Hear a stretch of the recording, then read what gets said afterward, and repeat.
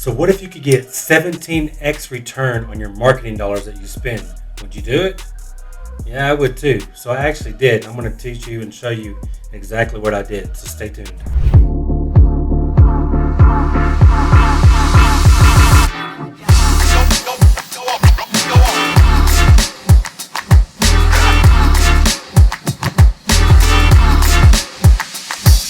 Hey, what's up, guys? My name is Graylan Stewart. Thanks for joining me. I am a virtual wholesaler. If you're new to my channel, thank you. Please like and subscribe if you haven't already.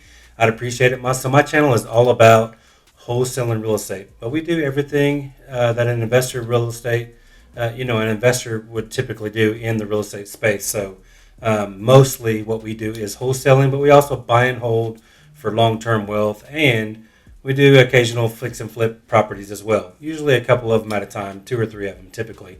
So today I'm going to share with you a strategy. This was based on my 2021 numbers for the entire year. I added up what I actually spent on this marketing channel compared to what we brought back in revenue and profits, okay? So when I say profits, I'm talking about just the total assignment fee, okay? Now my last year's assignment fee average was right around $20,000 per deal. So, those deals can add up fast. But this one particular marketing strategy, which may not surprise a lot of you, is cold calling. So most people probably already cold call if you're in this space at all.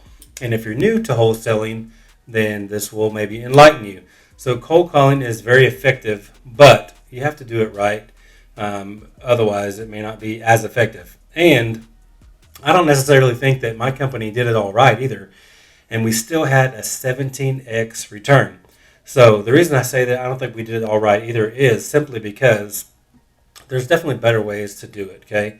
So what I did, early on, I started about 3.5 years ago. So early on, when I hired a VA to do cold calling for me, we pretty much kind of just assumed that they knew what they were doing. Or I pretty much assumed, okay? When I say we, I mean we as a company, meaning me, right? Because at first it was just me, starting out. So I hired a VA. They already had cold calling experience. They had worked for a real estate investor before, a wholesaler.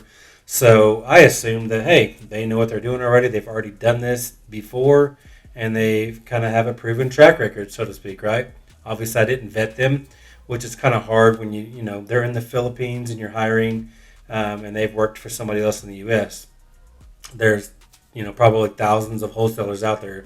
Could have been anybody, right? So the bottom line is I trusted that they kind of knew what I wanted and what they were doing, right? And that's never the case typically, right? So that's the thing you got to learn when you're hiring VAs or any cold caller, whether you're in-house, an American, that's next door or in your actual office, or if you're just hiring a VA from another country, okay? They have no idea what to do, right? They have done cold calling before, and they might have experience, but at the same time, every business runs differently, and everybody does cold calling differently, okay? So that's why I always suggest on my channel, everything that you do in your business when you're starting off, I believe that you should do it yourself first, whether you're good at that or not, okay? You may not be the best salesperson in the world, but it's important for you to get on the phone with sellers and actually talk to sellers and just learn and know what that process looks like, even if you're not a good closer. Or whatever the part of the business is that you may or may not be good at, I still believe that you should do it so that you have firsthand experience, for one. But for two, so you know exactly what is kind of expected. But for three, you'll know exactly what that position goes through, during that whole task or duty that's set up for them. So it's important that you know that. That way, you are able to teach somebody else, okay? So when I first got started, yes, I had done cold calling in the past for marketing and sales, for like Yellow Pages and for my magazines and things like that. So I had done some cold calling for that before, but cold calling for sellers is completely different, right? Because you're not really selling anything per se. You're really selling yourself and selling your ability and the confidence in you and your company to close on the deal. Because when you ask a seller if they want to sell and you're going to pay cash, you have to have confidence to be able to portray that so that they trust you to do a contract with you, right? So if you don't have that kind verbiage and persona and vocalization, how can you expect a cold caller to be able to do that just because they have experience, right? So that's where I failed initially when I hired cold callers, because I just assumed they knew what they were doing, and it was a total waste of money, right? I mean, I did that probably off and on for almost a year before I finally figured out, okay, I actually have to train these people, right? They're humans and they're people just like me and you, and they have to be trained in to know exactly how you want things done, okay? So that was where I failed, okay? So fast forward a couple years later, I learned, right? So now I actually have a cold calling manager, and yes, they are still from the Philippines, and then I have 3 or 4 other cold callers that all they do is cold call every day. So what we do in my business is cold call from 8 a.m. to 8 p.m. pretty much 6 days a week, hey, Monday through Saturday. So, and we take Sundays off for cold calling, but I don't think there's anything wrong with that. You could do like a 1 to 6 or something like that if you wanted to. I think that's totally fine. I would definitely stay away from during like church hours and things like that, especially if you're in the Midwest or the Bible Belt or anything like that. But me personally, we just don't do that just because we choose not to. But like I said, I don't see anything wrong with it. But nevertheless, so I have a cold calling manager. Basically, I'm the only one that she talks to, or that I talk to. She's the only one that I talk to, right? She's the one that hires all my other cold callers and manages them to make sure that they're doing their jobs correctly, okay? But she also cold calls herself too, so she gets a little bit more of an hourly wage than the others. But at the same time, I'm not managing a whole team of cold callers. I'm managing that one person. So I still say that I don't have it all figured out, because that's still definitely not the best way. Because there still is the fact that Filipinos, they're amazing. Most of them have, at least a bachelor's degree. Most of them have masters, though. So they're super smart people. I definitely appreciate them. They're really hard workers. That's what I really love about them the most. They will do anything for you and to complete the task at hand. And that's why I love working with the Filipino people. They're always hard workers, and they're super smart, and they're fast learners, and they're going to do what you ask them to do. It's hard to say that about the average American out there. I mean, look at where we're at in today's society. Half of the restaurants are half full because there's nobody to work there, right? At least that's how it is where I live. So, Filipinos are hard workers. So, but the only thing that's hard that you can't really teach is our culture, okay? So there's things like even the roofs. They're just different where we live compared to the roofs that they have in the Philippines. They're just different types of roofs, and they don't know that unless you teach them that and train them on that, right? So things like that, yes, you can train and learn, but the things culture-wise, you just can't train.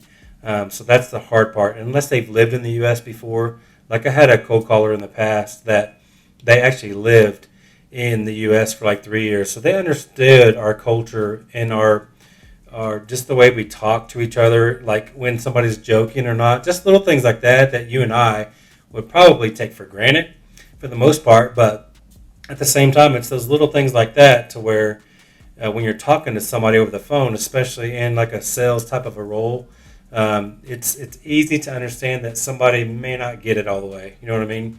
You could tell that they're possibly foreign or probably foreign because they just don't get it, right? They're just talking differently, and they don't understand maybe the little inside jokes that you might try to say, or just little things like that. It's hard to teach. So there's definitely better ways to do cold calling, but at the same time, you can just stumble through it like I've done and be successful at it, because we did a 17x return. I mean, that's huge. It was our number 2 or 3 overall marketing, best marketing strategy of 2021, but it was the best ROI as far as what we're spending for what we're getting back. So when you think about it like that, it's easy to do, right? You can cold call yourself, if you know that you're going to get a 17x, and keep in mind, these are Filipinos doing it.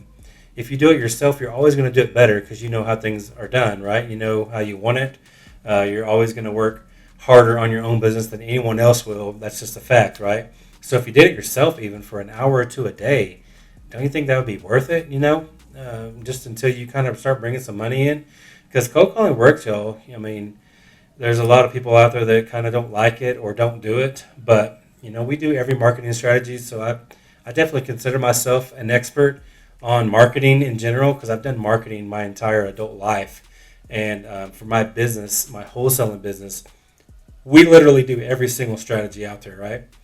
And cold calling was our number 2 or 3 strategy last year, but it was the number one ROI wise. Okay, so literally a 17x. That means if you spent, $1,000, you made 17. Or if you spent $10,000, 10,000 times 17 is, what is that? 170,000 or something. I mean, I'm no math whiz, even though that's just zeros, but you can do the math and you get the picture. So whatever you spend, multiply by 17, and that's my return, right? So it's crazy to think about that, and it's even crazier to think about if you actually hired like in-house people, or if you did it yourself, or if you actually hired a more of a U.S. base or somebody more culturally sound in the U.S. Understanding of that kind of thing. You could even get probably a bigger return than that. So that's exactly why I'm actually hiring a company out of Costa Rica, but it's owned by an American, and he's got a lot of really good speaking people that they understand the culture a lot better than like a Filipino would, because it's just the Philippines it's basically a third world country, so it's just a lot different than the United States. So, anyways, the whole point of this video is to let you know that cold calling can actually be free, right? Because you can do it yourself, or you can get your brother, sister, mother, whoever, your friend, to partner with you and to cold call with you, right? Because it actually works. All you got to do is get a list of motivated sellers. You can buy those lists from ListSource, or you can get them from PropStream, or you can you get a free list from your county that's tax delinquent or water shut off, or all kinds of different lists that you can actually get from your county.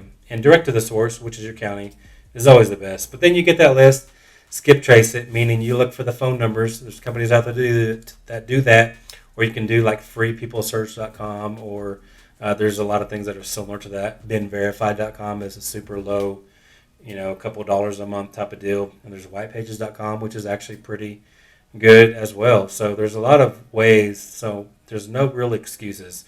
Okay, you can get a list for free or next to nothing. You can drive for dollars and get a list. You can skip trace it for free if you want to do it one by one, or it's next to nothing if you actually want to pay for it. Then get on the phone. That's it. You're dialing for dollars, literally. If you know that you're going to spend $1 and get 17 back, why wouldn't you do that for a couple of hours a day, right? So that's my 2 cents, y'all. But there's definitely better ways to do it, and you can grow into those. That's why I suggest doing it yourself. Then you can hire people. Just make sure that you train them regularly, okay? And then eventually maybe you can just hire a company that's really versed in the space to do that for you. So anyways, that's all I got for you today. Thanks for joining. I appreciate you very much. Like, share, and subscribe, and I'll see y'all next time.